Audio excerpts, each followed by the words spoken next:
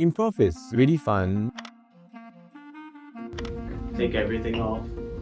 Everything, including your hair. And I thought improv was a useful skill to have, just to build my confidence. I thought that it could help me with my facilitation skills. Are you okay?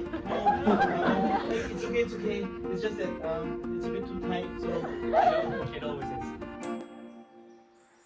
So in the work that I do, I have to help facilitate conversations. One of the key principles around improv is really to listen to your partner and support their ideas, which is precisely what facilitation is about, is to help to generate conversation. Throughout my life, I would describe myself as a curious individual. So I like to ask a lot of questions.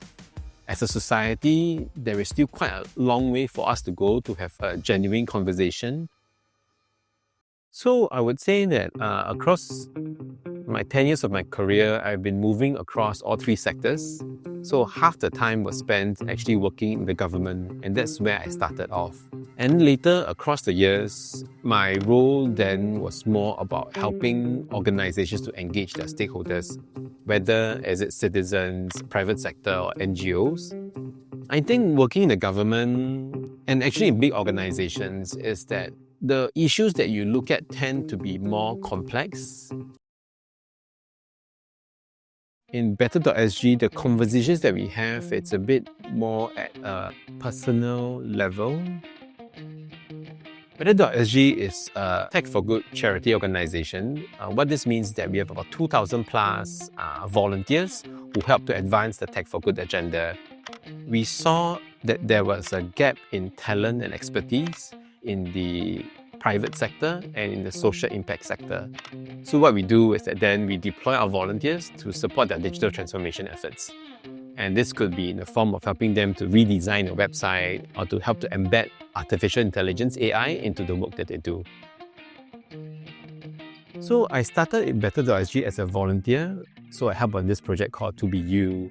The idea around it is that we wanted to build a turn-based role-playing game for people to better understand the aspirations and challenges of the minorities. The idea behind the game is for you to immerse yourself to it and ask yourself, what would you do if you were this person? For example, you can then play as a Muslim lady in a class, and then you learn about how is it like being a teacher, what are the challenges that they might face as a teacher. You get to learn about the background of the character, and then you have to make certain decisions along the way.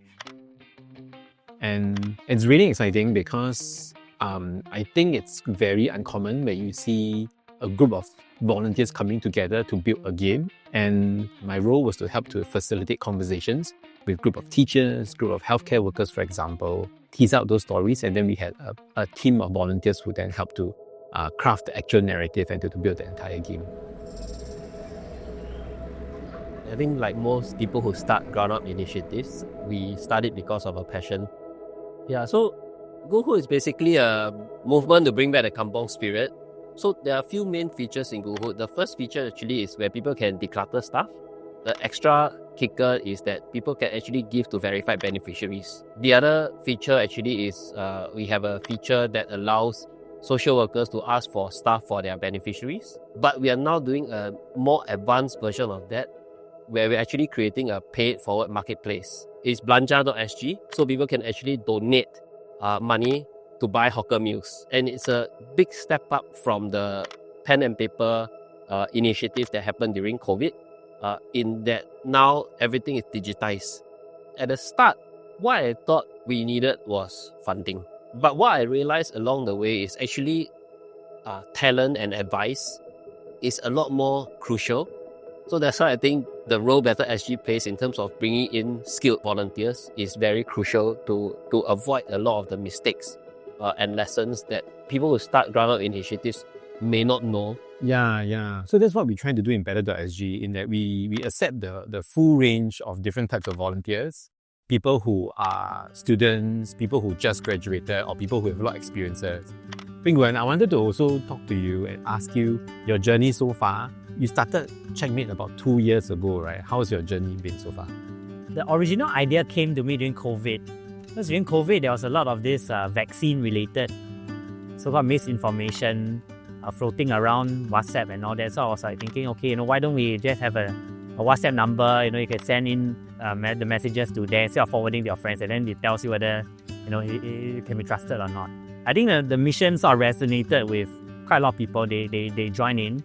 And after that, it's really been just, building the product together with the volunteers. And now we are also at the point of time where we have to think about scaling. Basically, scaling is very different from starting. It's a lot harder. And because it's so resource intensive, it's very hard to juggle with all the other kind of commitments and needs that one has when running such a project. You have a tech role to play, right? Yeah. To build the actual tech product. Yeah. But at the same time, like you said, there's also the HR role, right? You try to manage your team of volunteers. Yeah, correct. It really resonated with me about trying to juggle different commitments. So for myself, one of the first few things that started to go off first was improv. I don't get to practice improv, but I get to apply in the work that I do. So when I speak to my volunteers, or when I try to run projects and speak to other non-profits and charities, I think improv as a matter of principle, as a way of life, it's very useful and important. When I first started off as a volunteer, I would just contribute in whatever way I can, and that's about it. But then now as CEO, I think one of the things that's at the top of my mind is to make sure that whatever we do is also sustainable. My skill sets are more in the so-called like the product development as well as the technical side, AI side, right? If I had to go and figure out all this marketing, UI, UX, it's still going to take a lot of my time, right? I'm not so efficient at doing this type of work. So by being able to tap on the volunteers and also at the same time providing them a good experience, it also helps me to, let me focus my energy on where I'm most effective, I would say. There's a really pool of advisors and talent to tap on, which creates capacity for ground-up initiatives. And Better SG has helped to attract people who are really passionate about serving and helping the community. What I really love about Better.SG is that we really bring people from all walks of life, regardless whether you're a student or fresh graduate or restarter work, to really come together to learn our expertise, whether you have a technical background or no technical background, to really come together to do good for Singapore.